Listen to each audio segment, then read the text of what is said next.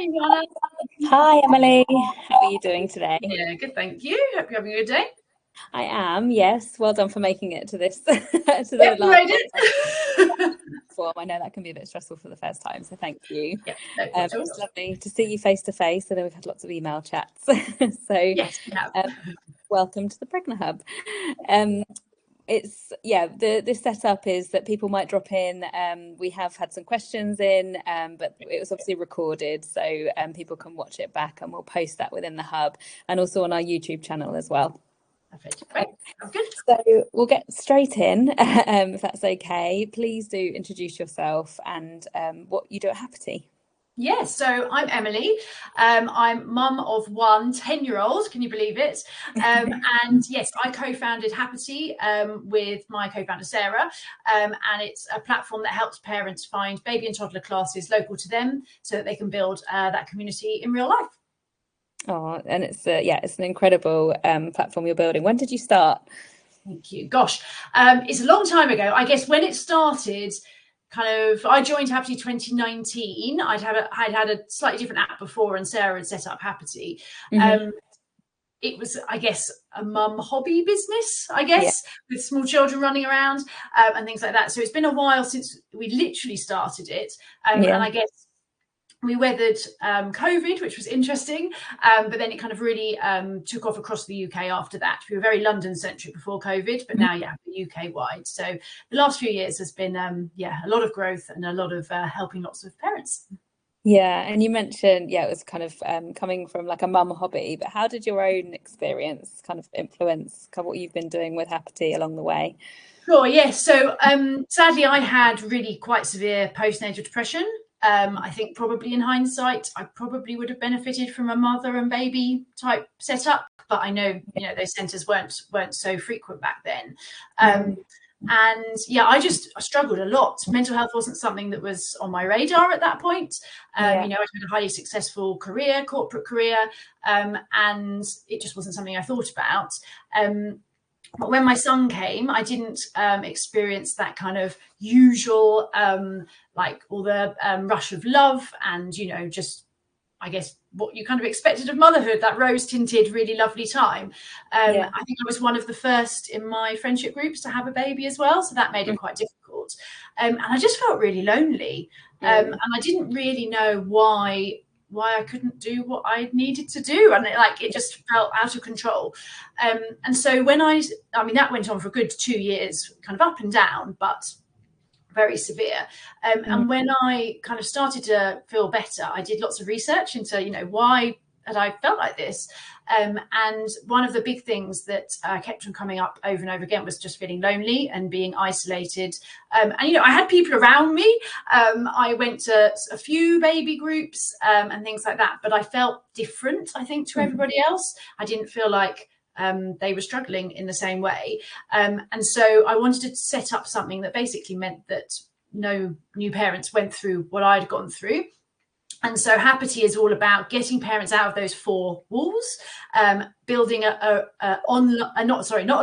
in-person community, particularly because that's so important for, friendships and just kind of being really open and honest with your life. And so that's kind of where it came from. We just really wanted to make sure that parents could build that community locally, particularly now, parents often, new parents might not live near their family. They may have just moved out of a big city to have children. They don't really know anyone. There's less, kind of religious institutions, churches, etc., that people are maybe going to. And so we want to be able to help parents build that village around them at a really key transitional moment when really you want to have lots of people around you. And there's so many parents, it's just about bringing them together in a way that works for them. And it'll be different for everyone, but there's tons of different classes, different support groups and things. So we just really want to make sure that people can find their people. Yeah, oh God, you said so many things there that sparked things in my mind. But the first one being about when you said, you didn't feel like anyone else felt like you, and it's really interesting, isn't it? Because sometimes they might have done, but it's really hard to just go in and talk about your feelings with strangers. But at the same time, being around people might be something that just really helps, and in time you can get to know people and things. But it does feel like you're the only one feeling like it sometimes. No, it definitely does. And I think anyone who knows me knows I like to talk. And so I guess that was kind of hard for me to start with. But I actually found as soon as I started opening up about how I was feeling, the number of people that said me too, and they totally understood it. And actually I took quite a big step, I guess, to start with, which was I spoke on lots of different radio and news outlets on the TV and things like that about my experience, because obviously it wasn't something that was really talked about 10 years ago. And still now I get messages, not so frequently now, but every now and again, from people who say, oh, I saw you talk on this, or I saw your blog on that. And they want to reach out and kind of say, I've got the same experience. But I think now it's less of a taboo. It was absolutely a taboo then. But if you can take that step, you don't need to suddenly like broadcast it on national TV like I did, but kind of talking to people, just kind of slowly putting that in there, I'm having a bit of a low day, or I'm finding this a bit difficult. And 9 times out of 10, the person you're talking to will understand from personal experience, or at least be, sympathetic of your experience, because it is just out there more, and people understand. I think COVID really helped with that as well, with people understanding mental health. And we're not alone. I think most people, there'll obviously be some people who absolutely have loved the joys of motherhood, parenthood, but mostly people, they do have down days every now and again. And it's something that you can, support each other through. Yeah, and it's interesting that you kind of there's lots of people who I know are on the app who have talked about how they maybe already have friendship groups, and they're like, why do I need to do a class or do something? And there's such a thought process that you need to do an NCT class or something as a group kind of class in your pregnancy in order to meet friends. Yeah.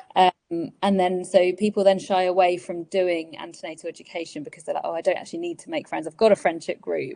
Yeah. What would you say to those sorts of thoughts? And especially first-time parents that are just like, do I need to do the class because I don't want to meet people? But then actually the class is quite important in terms of the content.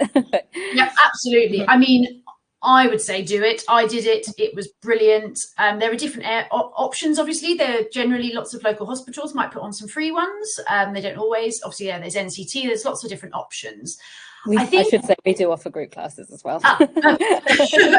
I think it is really important to be going through this huge transitional period. There's a word for it, matrescence, I think is how it's said. Going from not being a mum to being a mum, or obviously for dads as well. And doing that with people who are doing it at the same time around you is so important. And yes, you might have friends, a great network of friends around you. And if they've got kids and they're, a little bit ahead of you, you can absolutely learn from them too. If they don't have kids, absolutely great. They might be able to support you in different ways. Unfortunately, there is quite a high statistic for, people losing quite a lot of their friends before, if they don't have kids as well, because, you're just living a different life. So I think having people going through it at the same time is really important. When you're up at 3 o'clock in the morning feeding a screaming child, and you can WhatsApp a friend on your antenatal group class or whatever it might be, and say, oh, Tommy or whatever I can't get him to sleep. What's going on? The likelihood is someone else will be up at that point, or they'll pick it up, when they're up at 4 o'clock, and then you can see it at 6 when you're there. And I think there is a camaraderie in kind of doing it together and understanding that you're not alone. So I think absolutely, like you say, the content is so important. But for me, actually, it was the friendships that you took out of it. And my personal story, I did NCT classes, as there weren't so many options in those days. And there was a group of 6 of us, and we were in each other's houses pretty much every day of the week. Once, we got over that first, I've got a tiny baby that I've got to keep alive kind of first few weeks. And then I actually went to classes with them to start with. And that really helped, because the classes are brilliant for getting your baby used to different environments, helping them to start developing skills, and also helping you develop a skill as a parent. So, we all know a few nursery rhymes, but once you had a child, many more.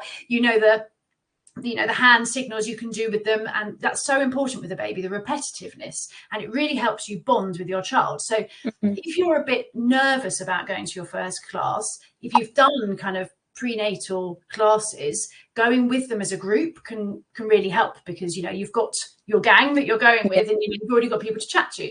That being said, if you haven't got that group set up already, you know, kind of just going along to a class can be so useful. Like I said, it helps the baby get used to new situations. It helps you bond with your child.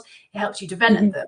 And if you're feeling a bit nervous, you know, you might be able to guess, I would just quite happily go up to people and start a conversation and say hello.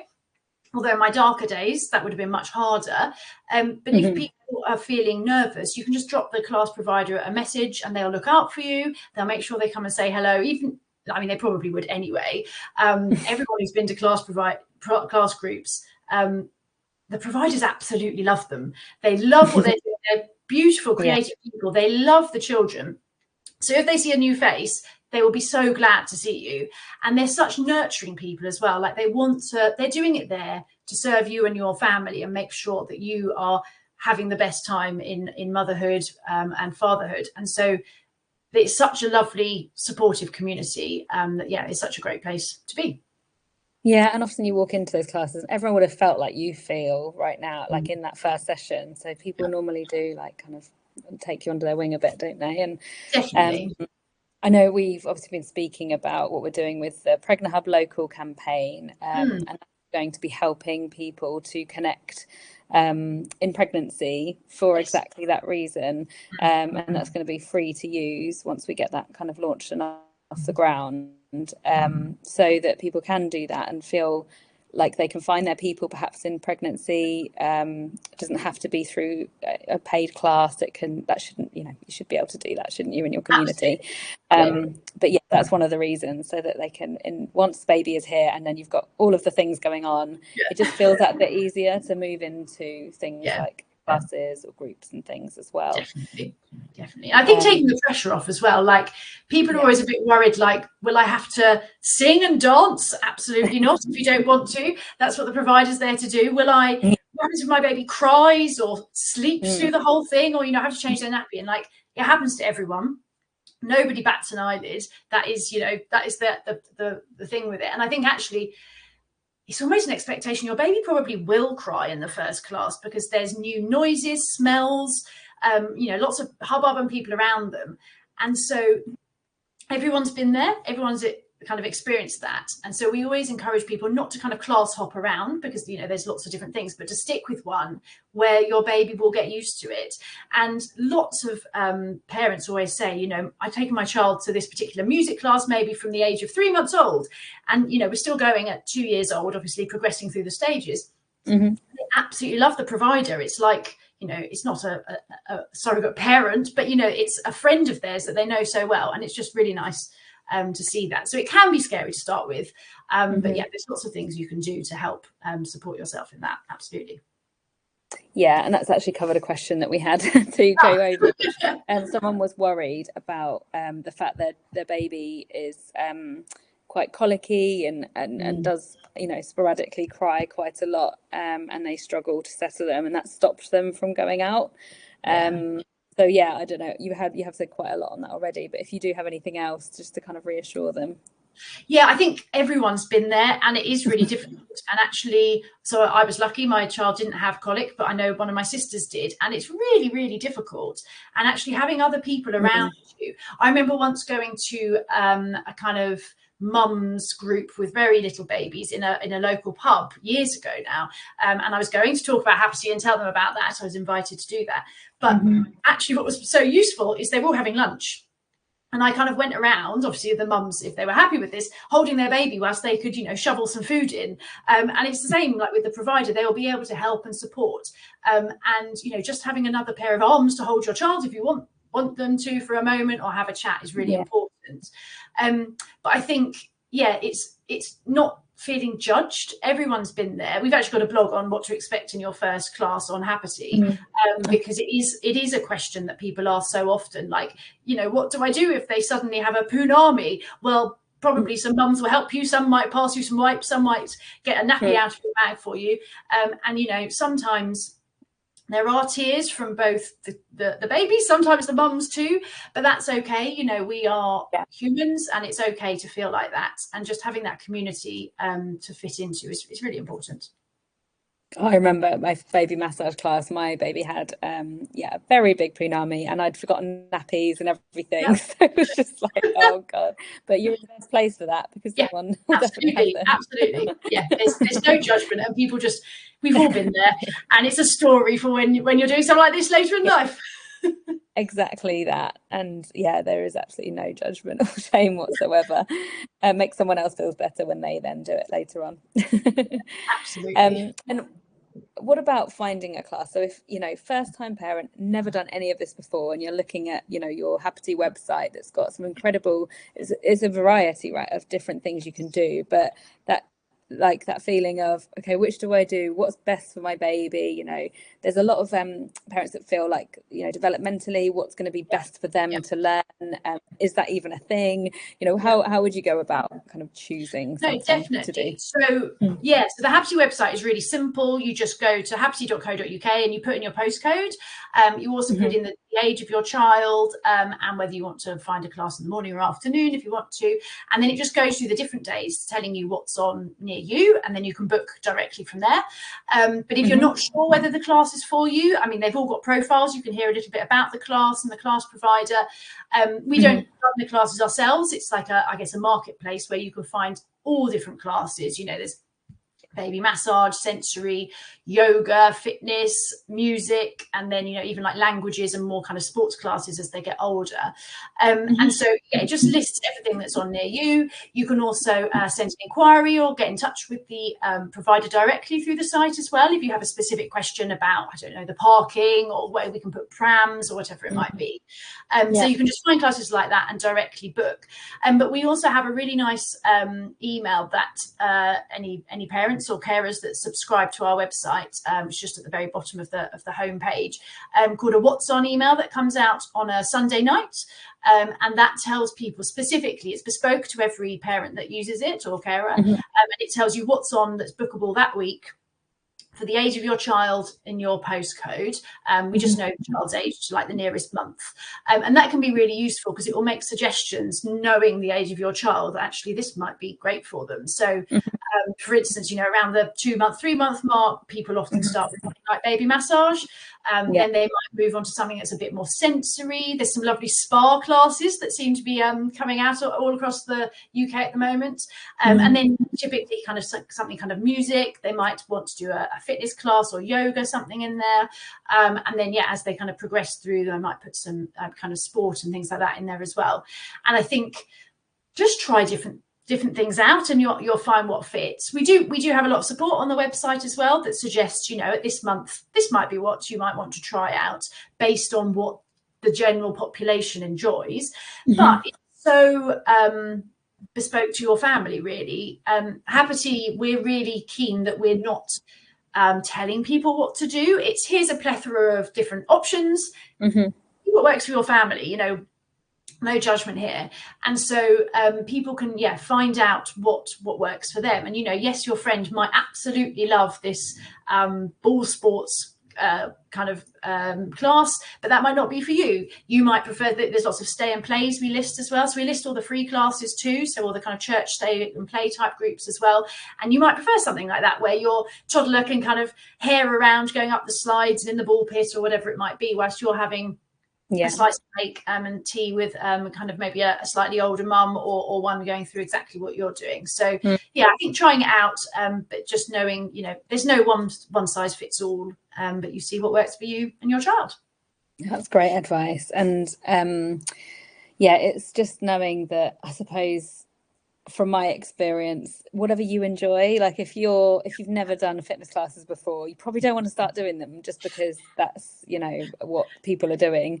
It's like, for me, the massage was lovely, and just seeing what people perhaps are suggesting in local Facebook groups and things, if you're on them, to get some understanding as to kind of the feeling of them. But like you say, you've got so much information on Happity that you should be able to make quite a good decision based on that. And most of the providers offer paid for trials, often at a slight discount, or some of them you kind of pay as you go. So you might just pay literally for the class, just before you come. Others do them in batches of 3, 6, 10 weeks or terms. So it's really really kind of varied. And what lots of people do is Happity is great for you finding something kind of last minute.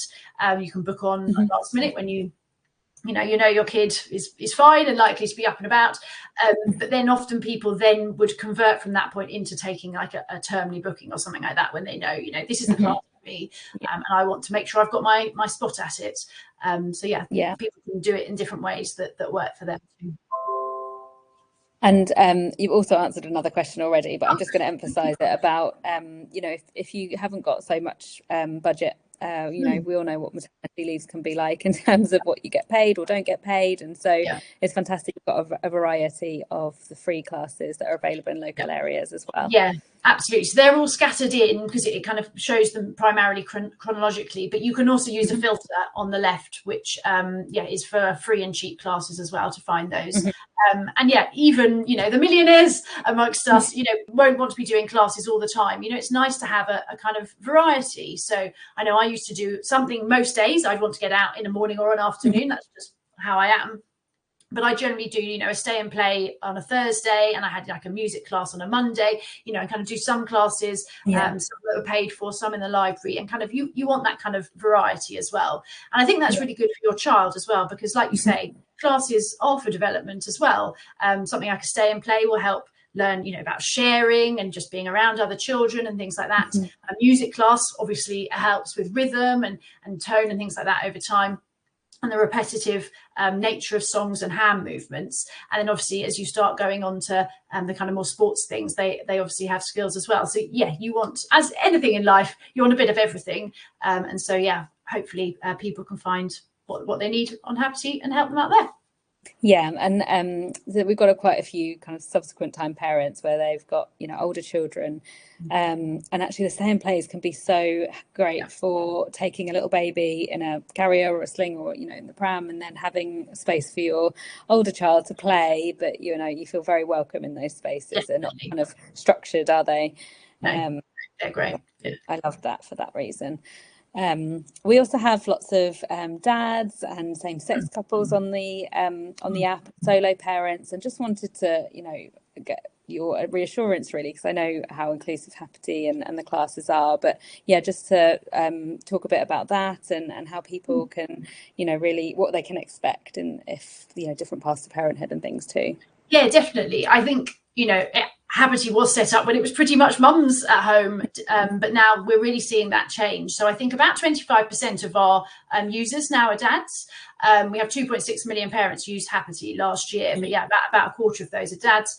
We've actually literally just, I think we've just closed it, actually, a survey aimed at dads particularly, and they'll be kind of bringing out the findings of that for Father's Day.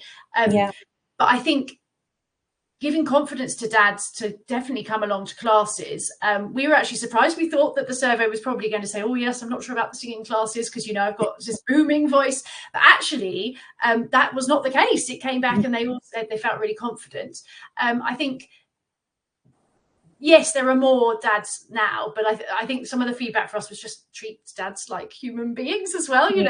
I might be the only dad in the class. Don't make a song and dance about it. Let me be included. Now, there are a few classes that are for women only, because, it's important to have that safe space for women in some setups as well. But in the vast majority, classes for everyone.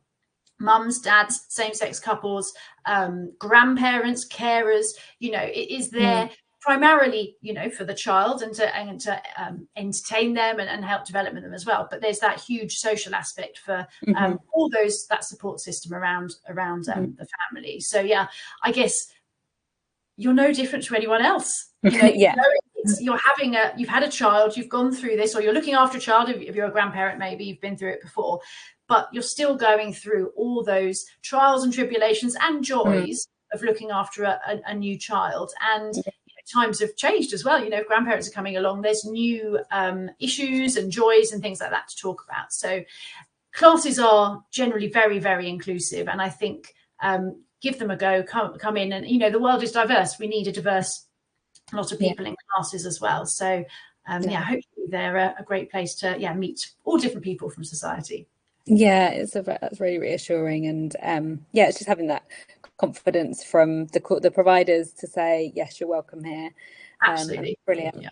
And if anyone's not certain, like if there was a dad out there, for instance, like, oh, I don't know, would I be welcome at this class? You can just use the inquiry functionality on the site and just ask the provider. Yeah. They'll be more than happy to tell you. And, you know, again, if you're feeling a bit nervous, just let them know, and they will look out for you, or not look out for you if that's what you'd prefer, just to kind of come in quietly. So yeah, they're lovely people, so they're always there to help.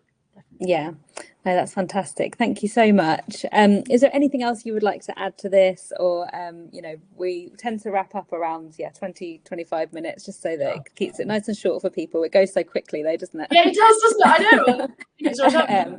I mean, I think just to encourage all new parents out there that, you know, it can be really difficult. I had an awful experience, but, you know, there is light at the end of the tunnel, and just find those people around you, whether it's through classes, through your local community centre, whatever it might be, to support you through that, because you're not alone, even if you might feel like that. And also, I think it's worth saying as well, because obviously my experience with postnatal depression, if anyone is feeling particularly low, there is support out there. So speak to your GP. There's a great charity called Pandas that helps people with postnatal depression as well. We've got lots of blogs on Happity, and just make sure that, you're getting the support you need, whether that is medical or kind of support around you.